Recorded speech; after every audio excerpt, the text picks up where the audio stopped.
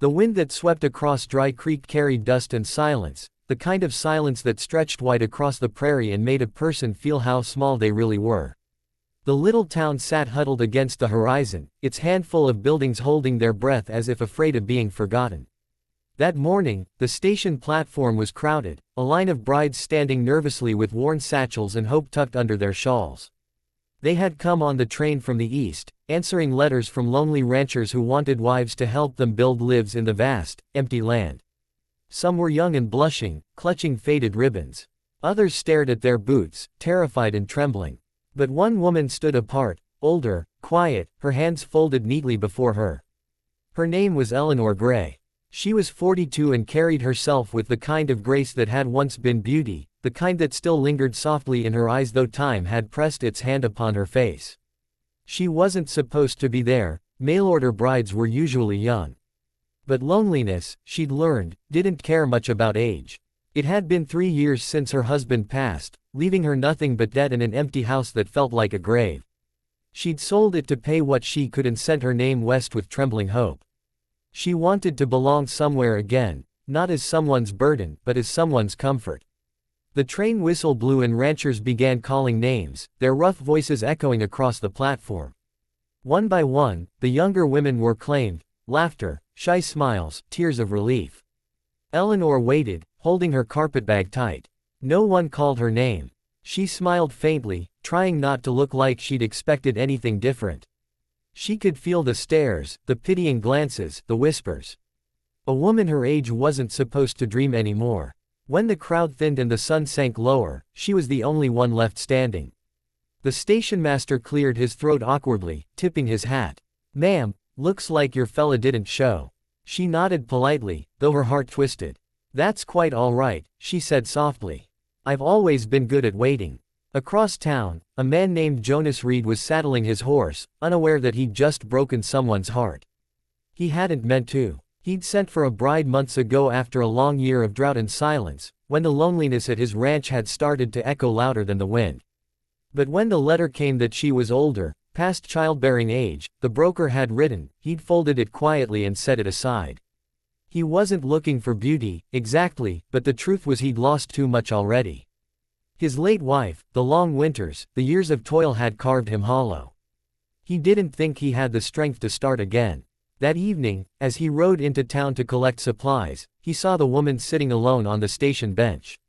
Her hat was in her lap, and her eyes, clear, gentle, tired, were fixed on the horizon. Something in him stirred. There was dignity in her stillness, the kind that couldn't be faked. A small voice tugged at his memory, his daughter's, bright and innocent. "Papa, if you ever marry again, make sure she's kind." He tied his horse and walked closer. "You waitin' on someone, ma'am?" She looked up and smiled, a little too quickly, as if she didn't want to seem lost. "I was," she said, "but it seems he had other things to do." Jonas frowned. "You the bride from St. Louis, Eleanor Gray?" She nodded once. He hesitated, then took off his hat.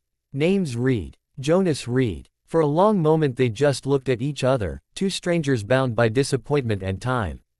"I wasn't sure," he said quietly, "if I'd made the right choice. Guess maybe I was wrong to doubt."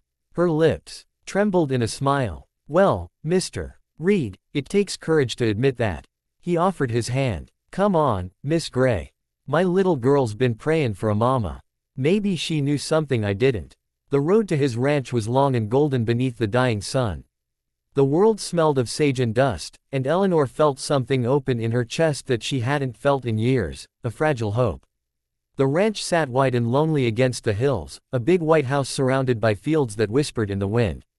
A little girl ran out as they arrived, her hair in ribbons, her face bright with curiosity. "Papa," she cried. Then she stopped, seeing Eleanor step down from the wagon. "Is she the bride?" Jonas hesitated. Before he could answer, the girl's face lit up. She pointed and said with childlike certainty, "That's her. That's my mama." Eleanor's breath caught. Something warm broke inside her, the sound of belonging she'd stopped believing in. She knelt, meeting the girl's eyes. "Hello, sweetheart," she said softly.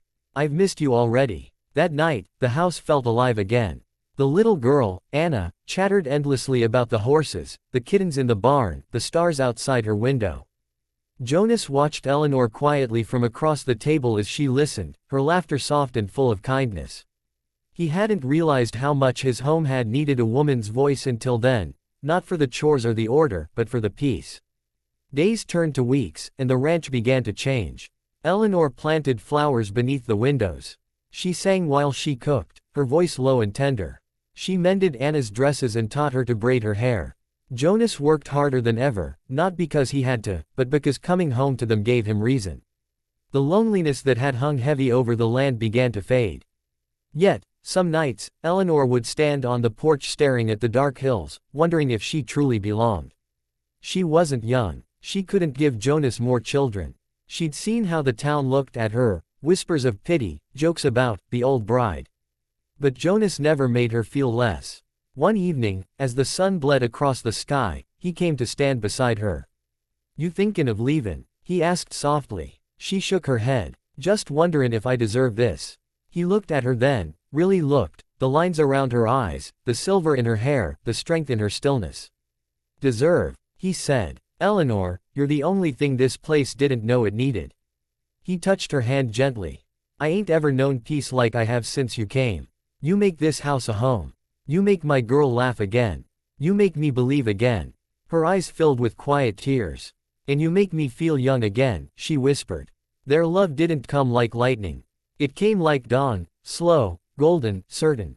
They learned each other's silences before they learned each other's stories. Jonas would bring her wildflowers from the pasture. She'd pack his lunch and leave a note tucked inside, her handwriting shaky but sweet. When storms came, they sat together by the fire, Anna curled between them, listening to the rain beat against the roof like an old song. One spring afternoon, a letter arrived, from the marriage broker who'd arranged their match. "Apologies for the confusion," it read, "your intended bride's age had been listed incorrectly. She was not 26 but 42. I hope this has not caused you any inconvenience." Jonas laughed as he read it, the sound startling Eleanor. "What's funny?" she asked. He handed her the letter. "Just official confirmation," he said, "that I'm the luckiest fool in the West." She laughed until tears ran down her cheeks, then wiped them away, whispering, "Maybe God has a sense of humor after all." Years passed. Gently. The ranch grew prosperous, and the house bloomed with life. Anna grew tall and graceful, the image of kindness. People stopped whispering about the old bride, they spoke of Mrs. Reed with respect. She was the heart of Dry Creek, the woman who nursed neighbors, baked for the church, and could calm even the wildest horse with her voice. And every night, Jonas would still come in from the fields, dust on his boots, and find her waiting on the porch. One evening, many years later, when Anna was grown and about to marry, she told Eleanor something she'd kept in her heart since that first day.